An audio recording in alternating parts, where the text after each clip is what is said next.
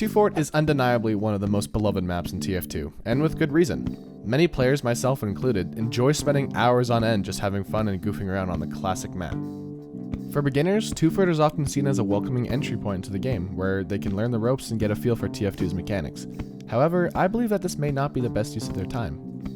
In this video, I'll delve into the reasons why I think 2Fort may not be the most optimal map for new players to start out with. Now, before you unleash a barrage of angry comments, please hear me out.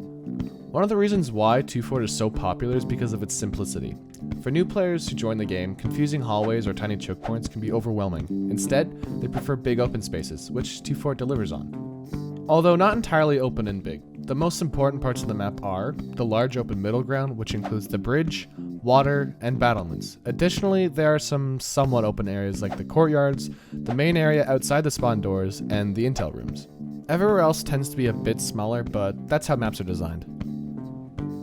One reason why new players are drawn to 2Fort is because it's a popular game mode that has been around for decades. Capture the Flag has been a staple in gaming since 1983 when it was first introduced in the original Capture the Flag video game. This game mode has been featured in countless titles including Call of Duty, Halo Infinite, Battlefront on the PS2, Titanfall 2, Timesplitters 2, and of course Team Fortress 2. These are just a few examples of the many games that offer Capture the Flag as a game mode, either permanently or temporarily. As newcomers explore the game, they may discover that 2Fort is no longer played as a traditional Capture the Flag map. Instead, a community-driven norm has emerged where players avoid capturing the flags, turning the level into a perpetual team deathmatch. If you're unfamiliar with this unwritten rule, allow me to clarify.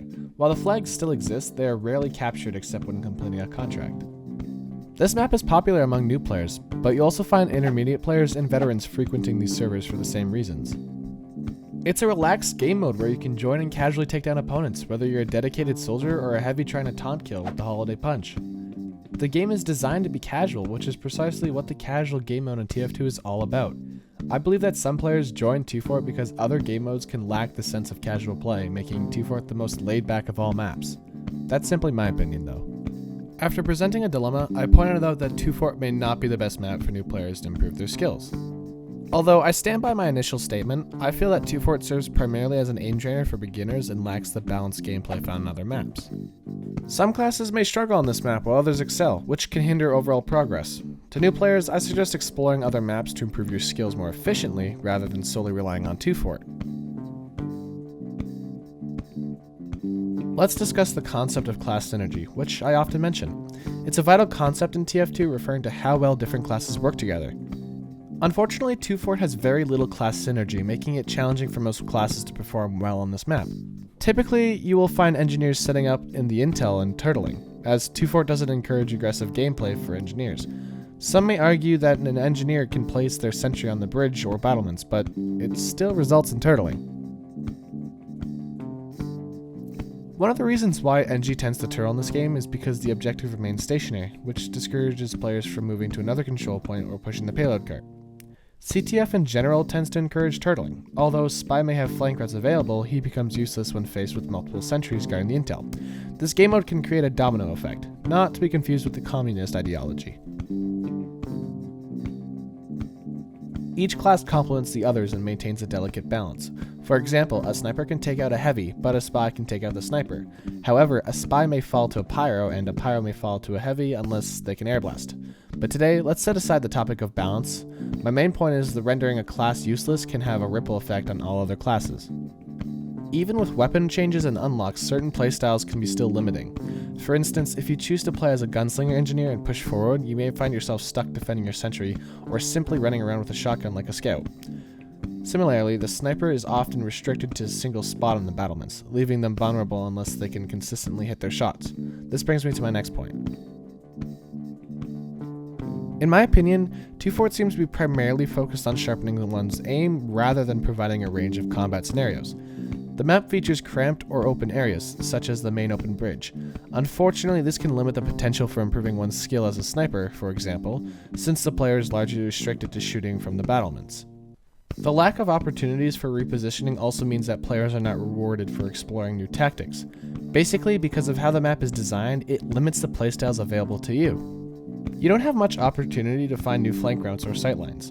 I mentioned Sniper and Spy a lot mostly because I mained them, but also because they are really weak when the game design doesn't benefit them.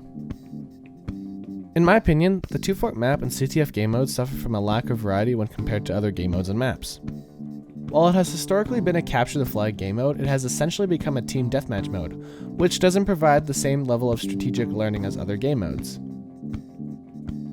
For instance, in CTF, you don't get to experience pushing a cart, capturing or defending a control point, or solving an objective with your team. Even the melee-only Groot Keep has a clear objective and solid map and feels more engaging than CTF. Would you like another example? Perhaps a strategic approach involving soldiers, scouts, and engineers with the mini-sentries to defend the recently captured point on Harvest. Alternatively, consider the intense battles that often occur on Dust Bowl's first control point.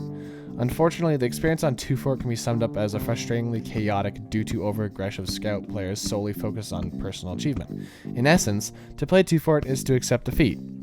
To clarify, on the 2-Fort map, there is no respite. You fight until your last breath. There are no objectives or limits to the battle. For those seeking to improve their skills and knowledge on the game, 2-Fort may not be the best choice. I have heard from numerous players who have spent over 100 hours on the map, yet still struggle with the game. This is what is commonly referred to as the 2-Fort effect. While you can certainly spend hours playing on this map, it's worth noticing that doing so may slow down your overall progress by as much as, 70%. That's just an estimate, obviously.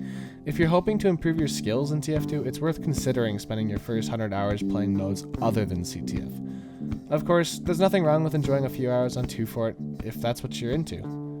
Just keep in mind that diversifying your playstyle can be a great way to enhance your abilities and become a well-rounded player. Anyways, I had a few more topics I couldn't fit into this video, but you get the point. 2-Fort is bad for new players and is good for experienced players who aren't looking to grind the game. Thank you guys so much for watching, and I'll see you in the next one. Bye bye.